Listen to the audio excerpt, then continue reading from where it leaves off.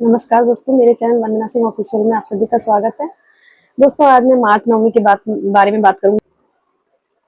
दोस्तों, मार्च नवमी अश्विन मास के कृष्ण पक्ष की नवमी तिथि को होता है और इस तिथि में उन सुहागिन महिलाओं का श्राद्ध किया जाता है जिनकी तिथि का पता नहीं है। इस दिन सुहागिन महिलाओं का पिंडदान, श्राद्ध और तर्पण आदि किया जाता है और बहुत ही शुभ माना जाता है।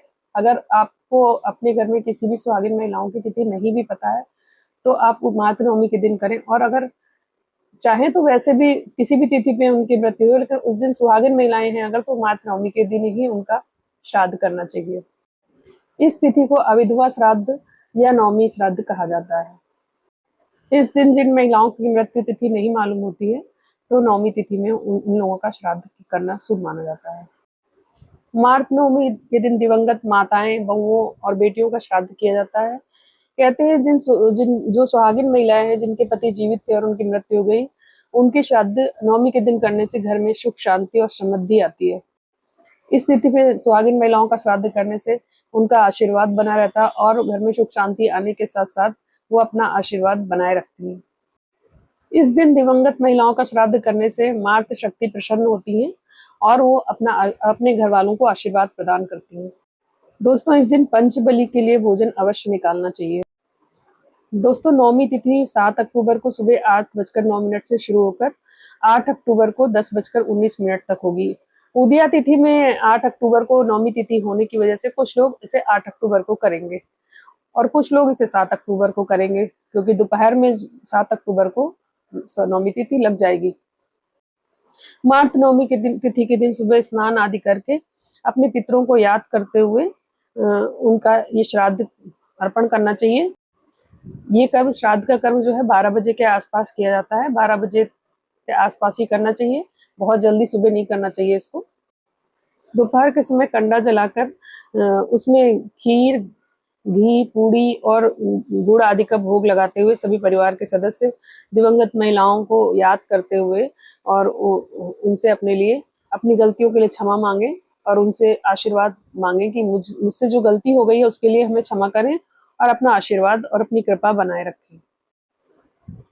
फिर मृत परिजन को याद करते हुए अपनी द्वारा की गई हुई जाने अनजाने में भूलों के लिए उनसे क्षमा मांगे। इसके बाद पंचबली का भोजन निकालें और घर आई हुई महिलाओं का आदर सत्कार करके उन्हें भोजन खिलाएं। भोजन आदि कराने के बाद उन्हें दान दक्षिणा देकर उनसे आशीर्वाद लेते हुए उन्हें विदा करें। दोस्तों, दोपहर समाप्त होने के पहले ही श्राद्ध के कर्म के सभी अनुष्ठान पूरे कर लेने चाहिए। मार्च नवमी के दिन तुलसी का पूजन अवश्य करना चाहिए। इस दिन भूल कर भी किसी महिला का अपमान नहीं करना चाहिए। इसके अतिरिक्त पितरों की पूजा के लिए दोस्तों ध्यान दें कि तांबे के बर्तन का ही प्रयोग करना चाहिए। इस दिन हो सके तो घर आए हुए मेहमान, पशु पक्षी, किसी भी गरीब भिखारी आदि सभी को जितना हो सके दान करना चाहिए। कभी भी किसी का अपमान नहीं करना चाहिए। साथ ही किसी गरीब व जरूरतमंद महिला को सुहाग का सामान जैसे सिंदूर, बिंदी, चूड़ी, साड़ी व आदि उनको दान करें। ये शुभ माना जाता है और इससे घर की जो बुजुर्ग महिलाएं जो दिवंगत हो गई हैं उनका आशीर्वाद मिलता है। इसके अतिरिक्त अनाज आदि का भी दान करना चाहिए। दोस्तों, ये थी मेरी छोटी सी जानकारी नवमी तिथि के बारे में। अगर आपको मेरी ये दी हुई जानकारी अच्छी लगे तो कृपया लाइक करें और ज़्यादा से ज़्यादा लोगों तक शेयर करें और मेरे चैनल को सब्सक्राइब करें। इसके साथ ही मैं आपका नंबर, दोस्तों कैसी लगी मेरी दी हुई ये छोटी सी जानकारी। आशा करती हूँ कि आप सभी नवमी तिथि में अगर अभी तक कुछ नहीं करते थे अपने घर की महिलाओं के लिए, तो आगे से इन चीज़ों का अपने जीवन में प्रयोग करेंगे और देखेंगे कि आपको बुजुर्गों के या अपने घर की महिलाओं के आशीर्वाद से कितनी सुख, शांति और समृद्धि प्राप्त होती है।